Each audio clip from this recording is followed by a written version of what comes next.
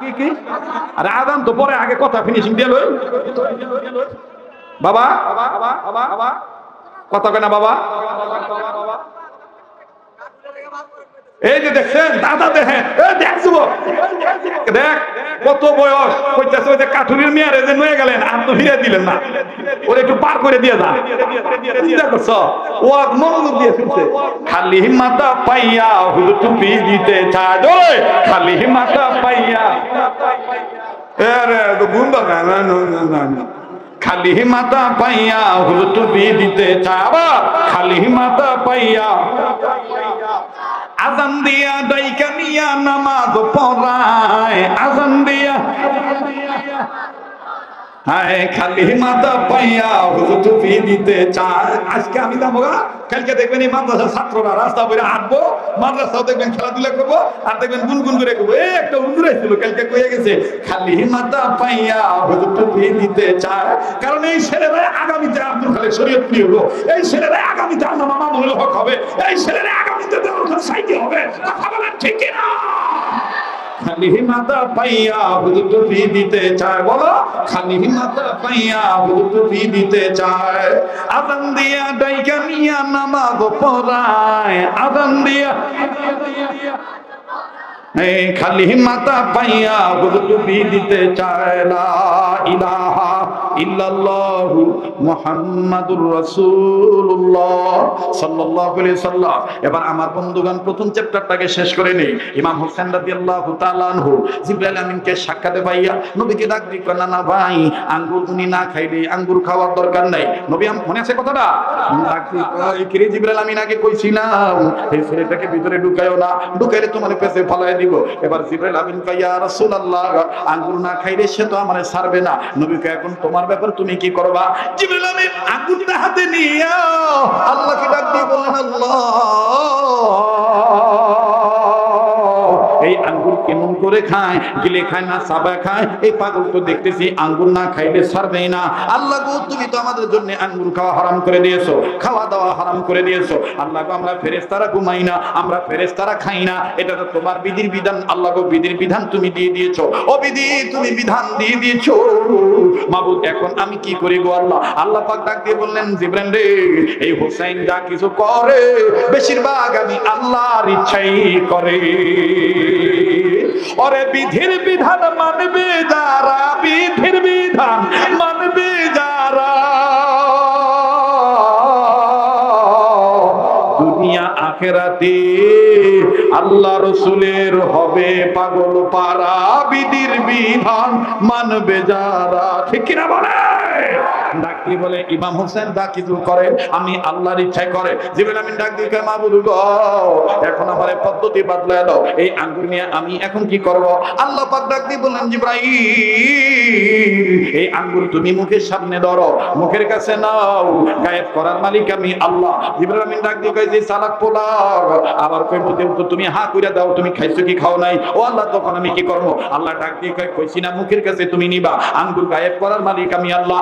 এইবার জিবরাইল আমিন আঙ্গুর মুখের কাছে নিয়া আমার বন্ধুগণ কিছুক্ষণ পরে হোসেন যখন জিজ্ঞাসা করে, না না ভাই আঙ্গুর তুমি খাইছো কি খাও নাই জানবার চাই। জিবরাইল আমিন ডাক দিয়ে বলল, যেখান থেকে আইছে ওই জায়গায় আঙ্গুর আমার মাধ্যমে চলে গেছে। এবার ইমাম হোসেন বলে, দেখি তুমি হা করো তো দেখি। জিবরাইল আমিন হা করছে, না না আঙ্গুর দেখা যায় না। কিন্তু হোসেন ডাক দিয়ে ঘটনা কি কইলো কি, যেখান থেকে আইছে ওইখানে আঙ্গুর আমার মাধ্যমে চলে গেছে। এই মিয়া তোমার নাম কও না কে? তুমি কেডা? তোমার নাম কও না কে? জিবরাইল আমিন ডাক দিয়ে নাম এত জানার শখ কি? জিবরাইল আমিন বলার পরে হোসেন কয়, নাম ছাড়া আমার ভাল লাগে না। আমার নানার নাম যেমন ইয়াসিন, আমার নানার নাম যেমন তোহা, আমার নানার নাম যেমন হাবিবুল্লাহ, আমার নানার নাম যেমন রহমাতুল লিল আলামিন, আমার নানার নাম যেমন ইমামুল মুরসালিন, আমার নানার নাম যেমন শাফিউল মুযনিবিন। তুমি কেডা? তোমার কি কোনো নাম নাই? জিবরাইল আমিন ডাক দিয়ে বলতেছে, আমার নামও আছে, আমার নাম ফেরেশতা জিবরাইল। এইবার জিবরাইল কি হোসেন ডাক দিয়ে বলতেছে, না না ভাই আমার কাঁধে কি আপনি বিরক্ত হয়েছেন নাকি? জিবরাইল আমিন ডাক দিয়ে কয়, না না বিরক্ত হই নাই, তবে হোসেন তোমার কাঁধে থাপ্পড় মেরে আঘাত করে থাপড়া দিয়ে বলে গেলাম, আসলেই তুমি নানা মুহাম্মদের সলিড নাতি। হাসরের ময়দানে তোমরা যুবকদের সবার আগে তোমরা জান্নাতি যুবকদের সাদরে জান্নাতে যাইবা। সাইয়্যিদা শাবাবি আহলিল জান্নাহ। এবার আসেন বাজান হোসেন নানার হাত ধরে কয়, ওই নানা মুহাম্মদ, আমার মায়ের আগে মহিলা কোন কারণে জান্নাতে যাইবো? নানা তুমি না বললে তোমার হাত ছাড়বো না। মনে আছে? কথা কয় না, মনে আছে? কার কার মনে আছে একটু হাত তুলে দেখান তো। নারায়ে তাকবীর। হাত নামান। ডাক দিয়ে কয়, নানা তোমার হাত আমি ততক্ষণ ছাড়বো না যতক্ষণ তুমি বলবা না আমার মায়ের আগে কেন ওই মহিলা জান্নাতে যাইবো। এবার নবী আমার ডাক দিয়ে বলতেছেন, কই আলী, কই গেলি? আলী লাব্বাইকা রাসূলুল্লাহ বলি। কয় ইয়া রাসূলুল্লাহ। আলী উত্তর দিয়া বলে, লাব্বাইকা রাসূলুল্লাহ, আমি আলী এসেছি আপনার কাছে চলি।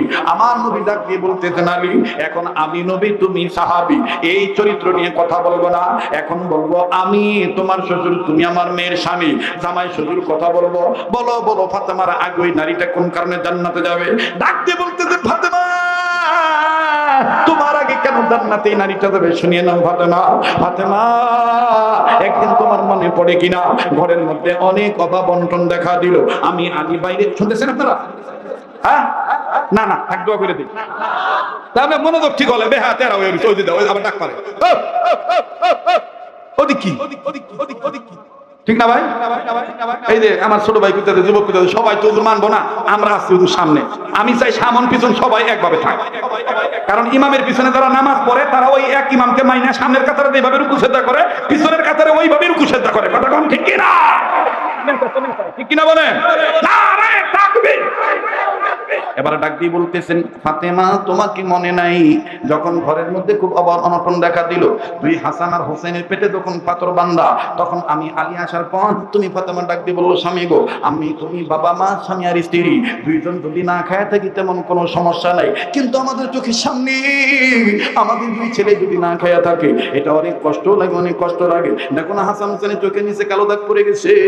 হযরত আলী ডাক দিয়ে বলতেছেন, ফাতেমা তাইলে খাবার পাবো কোথায়, খাবার পাবো কোথায়? এবার হযরত ইমাম হোসেন আর হাসানের মা হইয়া ফাতেমা জোহরা আলীকে ডাক দিয়ে বলতেছেন, স্বামী আলী মনে যদি কিছু না নেন, ওগো স্বামী আমার একটা ব্যবহৃত ওড়না আছে, এই ওড়নাটা আপনি বাজারে নিয়ে যাবেন, আপনি ওড়নাটা বিক্রি করবে, এই ওড়নাটা বিক্রি করিয়া যতটুকু টাকা পাবে, তৎকালীন সময় প্রচলন ছিল দিরহামের, বলে যে কয়টা দিরহাম পাবেন ওই কয়টা দিরহাম দিয়ে খাবার নিয়ে আসবেন স্বামী। হযরত আলী বললেন, ঠিক আছে তুমি ওড়নাটা দিয়ে দাও। এবার ওড়না নিয়ে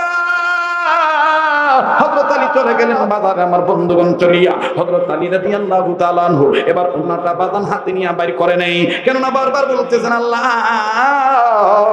আমার স্ত্রী ফাতেমা তো জোর হইল পর্দানিশী নারী, আয় আল্লাহ কোন খরিদ্দার যদি কোন ক্রেতা যদি আমার হাতে দেখে এই ওন্না আর আমি আলী যদি বলি এটা ফাতেমার ওন্না, ওই বেটা কেমনেওয়ালা বেটা ওন্নাটা হাতে নিয়ে বলবে, আহারে ফাতেমা কত সুন্দর ছিল, ফাতেমা এই ওন্না তার গলায় ব্যবহার করত, আহারে এটা বুঝি ফাতেমার ওন্না। আল্লাহ গো এই পর্দার গয়রত যেন নষ্ট না হয়, আমার ফাতেমার গয়রত যেন নষ্ট না হয়। আল্লাহ আল্লাহ বলতেছেন স্বামী, বলেন স্বামীর দোয়া বিবির জন্য কবুল হয় কি হয় না? আরো জোরে বলেন হয় কি হয় না? এবার হযরত আলী ডাক দিয়ে বলতেছেন, আল্লাহ ফাতেমার পর্দা যেন রক্ষা হয়ে যায়, আল্লাহ আল্লাহ তুমি এমন একটা খরিদ্দার পাঠিয়ে দাও ও বাজান। এবার হযরত আলী বলতে কোথা থেকে যেন একটা খরিদ্দার আসলো, একটা ক্রেতা আসলো, ক্রেতা আসিয়া ডাক দিয়ে হযরত আলী মনে হয় আপনি কোনো কিছু বিক্রি করবেন? বলে হ্যাঁ আমি বিক্রি করব। বলে কি বিক্রি করবেন? ওইটার আমারে দেখাইতে হবে না, এই নেন 6টা দিরহাম নেন, আর আপনার পকেটে যেটা আছে আস্তে করে বিসমিল্লাহ বলে ব্যাগের মধ্যে ঢুকাইয়া দেন। সুবহানাল্লাহ কবেন না? কয় দিরহাম? আবার বলেন কয় দিরহাম? বাজানের হযরত আলী আশ্চর্য হয়ে গেল, ব্যাপার কি? ক্রেতা জিজ্ঞেস করলো না কি বিক্রি করব, আগে থেকে বললো যেটা বিক্রি করবেন ওইটা আমাকে দেখাইতে হবে না, এই নেন 6টা দিরহাম নেন, আর এই ব্যাগের মধ্যে আপনি বিসমিল্লাহ বলে ঢুকায় দেন। এটা আবার কেমন ক্রেতা? একটু ভালো মন্দ কিছু জিজ্ঞেস করলো না, যাকে চলে যাও 6 দিরহাম নিয়া খাবারের দোকানে যাইয়া ডাক দিয়ে বলতেছে, ও খাবারের দোকানদার ভাই দেরি করার সময় আমার নাই, এই যে নাও 6 দিরহাম, এই 6 দিরহাম দিয়া যতটুকু খাবার হয় অতটুকু খাবার তুমি আমার পরিবারের সন্তানদের জন্য দাও। ওরে বাজার দোকানদার যখন খাবার রেডি করেছে, খাবার দিয়া যখন দিরহাম নিবে আর আলী যখন দিরহাম নিবি, ঠিক ইন মিনিটে হযরত আলীর পাশে একজন ভিক্ষুক এসে বলে, আল্লাহর রাস্তায় কিছু যদি দিতা। বলেন ওই সময় আমি আপনি হইলে মেজাজ গরম হইতো না ঠান্ডা হইতো? কথা কয় না, মেজাজ কি হইতো? গরম হইতো। হযরত আলী রাদিয়াল্লাহু তাআলা মনে মনে মেজাজ খুব গরম করছে, আমার পোলারাই খাবার পায় না, আমার ঘরে বাতি জ্বলে না, আর এখন এসে বাতি জ্বালানোর জন্য তেল চাইতে। হযরত আলী মনে মনে বলে রাগ প্রকাশ করবি, কিন্তু হঠাৎ করে হযরত আলীকে কোরআন ডাক দিয়ে বলি ওয়া আম্মাস-সার ইলা ফালা তানহার। আল্লাহু আকবার। হযরত আলীকে আল্লাহ তাআলা বলতেছেন, আল্লাহর কোরআন ডাক দিয়ে বলতেছেন, আলী রে আমি কোরআন তোমাকে বলে দিচ্ছি, আমি আল্লাহ বলে দিতেছি সাইলকারীকে খালি হাতে ফেরত দিতে নেই। এবার হযরত আলী ডাক দিয়ে বলতেছেন, হায় হায়, কোরআন আমাকে বাধা দিয়ে দিল, আমিও তো কোরআন মানি, কেননা কোরআন হলো সবচেয়ে সম্মানের কিতাব। ইন্নাহু লাকুরআনুন কারীম। আওয়াজ দিয়া বলেন না সুবহানাল্লাহ। হযরত আলী যখন কোরআন নিয়ে জল্পনা কল্পনা করি, কোরআনের আরেকটা আয়াত হযরত আলীকে ডাক দিয়ে বলতেছেন, আলী রে তুমি যদি তোমার সন্তানদের খানা না নিয়া এই 6টা দিরহাম যদি তুমি ফকিরকে দিয়ে দাও, আমি কোরআন তোমাকে জানাই দিতেছি তুমি দিবে একটা, আর আমার আল্লাহ একটার বদলে তোমারে দিবে 10টা। মানদা আবিল হাসানাতি ফালাহু আশরু আমসালিহা, তুমি দিবা একটা, আর আমি আল্লাহ তোমাকে একটার বদলে দেব 10টা। এবার হযরত আলী রাগ কইরা কয়, নিমুনা পোলা বানবো, খাবার নিমুনা, যা বেটা চাইছো আমি 6টা দিরহামই তোরে দিয়ে দিলাম, দেখি একটার বদলে যদি আল্লাহ আমারে 10টা দেয় তাহলে তো 60 দিরহাম হয়। কয় দিরহাম হয় বাবা? কথা কয় না, 60 দিরহাম হয়। হযরত আলী এইবার বাজান ফকিরের 6 দিরহাম দিয়ে দিয়েছে। ফকির বেটা আলহামদুলিল্লাহ বইলা চলে গেছে, আমার বন্ধুগণ তখনই চলে গেছে। হযরত আলী এবার এই বেটারে খাবার বিক্রেতার বেটারে ডাক দিয়ে কয়, এ মিয়া 6 দিরহামের প্যাকেট কইরো না, 60 দিরহামের খাবার রেডি করো, আমি 60 দিরহাম নিয়ে আমো, আল্লাহ আমারে দিব। একটু করে কোন দেওয়ার মালিক কে? আর ওগুলো কোন দেওয়ার মালিক কে? এবাদান কোরআন সত্য না মিথ্যা? কোরআন সত্য, এটা কে বলেছেন? আল্লাহ পাক নিজে বলেছেন, ওয়াদাল্লাহি হাক্কুন। আল্লাহু আকবার। আল্লাহ বলেন আমার ওয়াদা সত্য ওয়াদা। সুবহানাল্লাহ সুবহানাল্লাহ।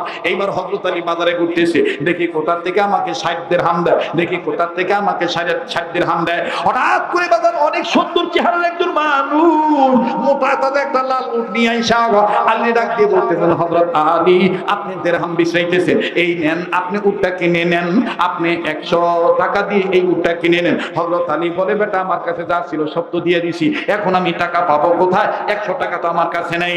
উটওয়ালা লোকটা ডাক দিয়ে বলতেছে, আলী রে তুমি নবীর মেয়ের স্বামী, আমি তোমাকে 100 টাকা বাকি রেখে উট তোমারে বিক্রি করে দিলাম।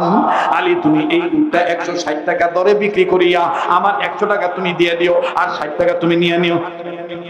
সুবহানাল্লাহ বলে। এবার হযরত আলী রাদিয়াল্লাহু তাআলা আমার বন্ধুগণ ঠিকই আমার ভাইরা বাকিতে একটা উট নিয়ে নিলেন, নিয়ে যখন উটের লাগাম ধরে হাটে ঢুকলেন, সবাই ডাক দিয়ে বলতেছেন, হযরত আলী কবে থেকে উটের ব্যবসা শুরু করলেন? উট বিক্রি করবেন নাকি? উট বিক্রি করবেন নাকি?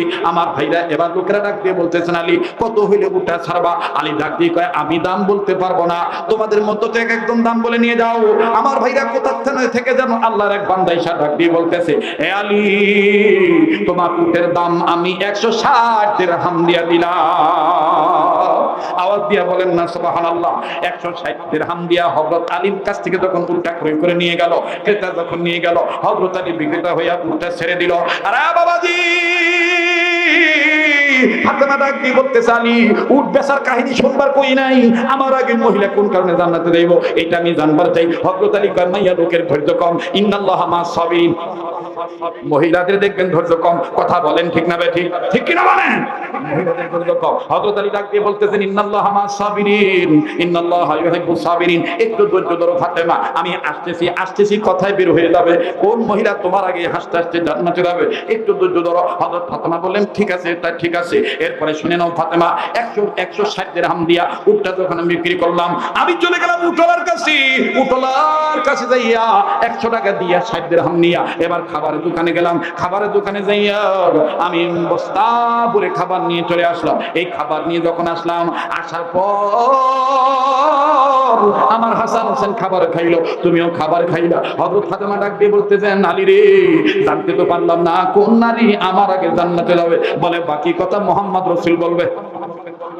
এবার বিশ্ব নবী ডাক দিয়ে বলতেছেন, আলী রে, এবার আমি তোমাদের ভেদটা ভেঙে দিই। শোনো রে আলী, শোনো, তুমি কি জানো তোমার ওই বিবির ওন্নাটা, ফাতেমার ওন্নাটা না দেখে কে কিনছে? বলেন আমি জানি না। বলে তোমার বিবির ওন্নাটা ফাতেমার পর্দার ইজ্জত রক্ষা যেন হয়, এই জন্য আসমান থেকে আমার লেখা ফেরেশতাকে পাঠিয়ে দিয়েছে।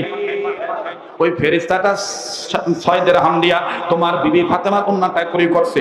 এরপরে তুমি চলে গেলা খাবারের দোকানে। খাবারের দোকানে যাওয়ার পর যখন পরিবারের কথা শোনার পর, পরিবারের কথা চিন্তা কইরা 6 টাকা দিয়ে যখন তুমি খাবার কিনতে গেলা, আল্লাহ তোমারে টেস্ট করলো, তোমার অন্তরে আল্লাহর মহব্বত বেশি নাকি সন্তানদের মহব্বত বেশি। আরেকজন ফেরেশতাকে ফকির সাজাইয়া তোমার কাছে হাত পাতাইলো। তখন তুমি আল্লাহর কোরআনের কথা শুইনা 6 দিরহাম দিয়ে দিলা। এই ফকির, ওই ওন্নাওয়ালা ফকির ফেরেশতা ওন্নাটা নিয়ে জান্নাতে জমা দিল। আর জান্নাত থেকে একজন ফেরেশতা আইলো। ফেরেশতা এসে তোমার 6 টাকা নিয়া চলে গেল উট লইয়া। আল্লাহ তাআলা আরেকজন ফেরেশতাকে পাঠাইলো উট দিয়া। এইভাবে ফেরেশতাদের মাধ্যমে আল্লাহ তাআলা তুমি আলীকে সহযোগিতা করেছে। আমি নবীজি বলে দিতেছি, শুনে নাও, শুনে নাও। এবার শোনো মা ফাতেমা, ও গো আমার কন্যা ফাতেমা, খাতুনে জান্নাত, তুমি শুনে নাও। তোমার আগে কেন কাফিরের স্ত্রী জান্নাতে যাবে? যেদিন তুমি হোসেনকে নিয়া তুমি পেটে ফিরত চলে আসলা, মেয়েটা তোমার সাথে দেখা দিল না। ওই দিন রাত্রিবেলায় সন্ধ্যার পরে ওই স্বামী আয়েশা জিজ্ঞাসা করলো, কাফির আয়েশা জিজ্ঞাসা করলো, এ বিবি, নবীর মেয়ে আয়েশা নাকি, নবীর মেয়ে ফাতেমার সাথে দেখা দিছো নাকি? তখন এই বিবি বলছে, স্বামী গো, নবীর মেয়ে আসছিল, তবে দেখা দিতে পারিনি। বলে কেন দেখা দাও নাই? বলে স্বামী গো, আমি আপনার কাছ থেকে অনুমতি নিয়েছিলাম ফাতেমার সাথে দেখা করব, কিন্তু হযরতে ফাতেমা হোসেনকে নিয়ে আসছিল, 3 বছরের সন্তানকে নিয়ে। হোসেনের সাথে দেখা করার অনুমতি তো আপনার কাছ থেকে নেই নাই। আরে ফাতেমা, ওই সময় আল্লাহ রাব্বুল আলামিন, আল্লাহ পাক ওই সময় আল্লাহর কাছে এই কাঠুরিয়ার স্বামী, এই কাঠুরিয়ার বিবির কথা শুনে কাঠুরিয়ার স্বামী আল্লাহর কাছে সতী নারীর জন্য দোয়া করে বলেছিল, আল্লাহ, আল্লাহ, আমার বিবিরে তুমি ফাতেমার আগে জান্নাত দিয়ে দিও। আল্লাহ পাক কাঠুরিয়ার দোয়া কবুল করেছে। বলে বাবা গো, আমি তো জান্নাতি নারীদের সর্দারিনী হব, সাইয়্যিদাতুন নিসা আহলিল জান্নাহ হব, আমার আগে এই মহিলাটা কেমনে জান্নাতে যাবে? বলে তাইলে এবার শোনো, তোমার বিক্রি করা ওন্না আল্লাহর কাছে জমা আছে। হাসরের মাঠ যেদিন কায়েম হবে, তোমাকে যেই উটের উপরে উঠাইয়া জান্নাতে দিবে, শোনো শোনো, যেই উট তোমার স্বামী আলী বিক্রি করেছে, এটা হলো তোমাকে জান্নাতে নিয়ে যাওয়ার লাল উট। এই লাল উট লাগাম ছাড়া যাবে, কিন্তু উটকে টাইনে টেনে নিয়ে যেতে হবে। লাগাম পাবে কোথায়? লাগাম পাবে কোথায়? আমার আল্লাহ তখন তোমার গায়ের এই ওন্নাকে তোমার উটের লাগাম বানায় দিবে। এই উটের লাগাম বানায় দেওয়ার পর এই উটের লাগাম ধরবে কি? আমার আল্লাহ তখন তোমার আগে এই কাঠুরিয়ার বউকে দাঁড়াবো, এই কাঠুরিয়ার বউ তোমার উটের লাগাম ধরবে। আর এই কাঠুরিয়ার বিবি, তুমি জান্নাতি মহিলাদের সর্দারিনীকে উটের লাগাম টেনে টেনে নিয়ে যাবে জান্নাতে, কিন্তু তুমি থাকবা পিছে। কাঠুরিয়ার বিবি ওন্না ধরে তোমার আগে জান্নাতে ঢুকবে। আল্লাহু আকবার! সবকিছুর মালিক কে? রাগ করেছে? বেজার হয়েছে? মুহতারাম হাজিরিন, আমার ঘড়িতে ঠিক কাটায় কাটায় 2 ঘন্টা পার হয়ে গেছে। কথা কয় না? ঠিক আছে না? আমি জানি এখন আপনাদের মধ্যে এমন নেশা ঢুকছে, যদি আরো করে তাহলে আরো শুনবো না। বাদান আবার বেঁচে থাকলে দেখা হবে। আমি আশাতে আপনারা খুশি না বেদা? শেরপুর জামালপুর আশাতে আর কোনো বাধা নাই। বাধা যে দিবে তাদের আর রক্ষা নাই। কথা কোন ঠিক কিনা? ইসলামী সম্মেলন হবে হবে, আলেম ওলামা আসবে আসবে, আর কোনো আতি নেতা ফাতি নেতার চাটুকারী নেতার আর কোনো দেখা দেখি নাই। আগামীর বাংলাদেশ ইসলামের বাংলাদেশ হবে, এই কথার বাইরে কোনো কথা নাই। কথা বলেন ঠিক কিনা?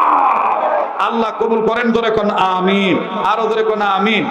মুহতারাম হাজিরিন, তাহলে আবার বলেন তো দেখি, আমাদের মা বোনদের দাম বাড়বে কি লাউ পাতা হইলে নাকি পান পাতা হইলে? আর পান পাতা হইতে পারবে কোন কারণে? ইসলামের আলো ভিতরে ঢুকায় দিলে। কথা কোন ঠিক কিনা? আর এই ইসলামের আলো স্কুল কলেজ থেকে পাওয়া যায় না, এইরকম দ্বীনি মাদ্রাসা থেকেই মা বোনদের জন্য ইসলামের আলো নেওয়ার ব্যবস্থা আছে। ঠিক কিনা? কারণ রাসূল বলেছেন প্রত্যেকটা মুসলিম নারীর উপরে ইলমে দ্বীন শিক্ষা করা কি ফরজ। আল্লাহ তাআলা এই ফরজ হুকুম পালন করার তৌফিক দান করেন। আবার বলেন আমিন। কেউ দাঁড়িয়ে থাকবেন না, কেউ দোয়া না করে যাবেন না। আমি এক্ষুনি দোয়া করে দেব। শেষ ভালো যার, সব ভালো তার। আযান কি দাম লাগবে? হ্যাঁ, এই তো তাকবীরটা কেমন জোরে হয়, তাহলে বুঝবো যে আযান শোনার পক্ষে।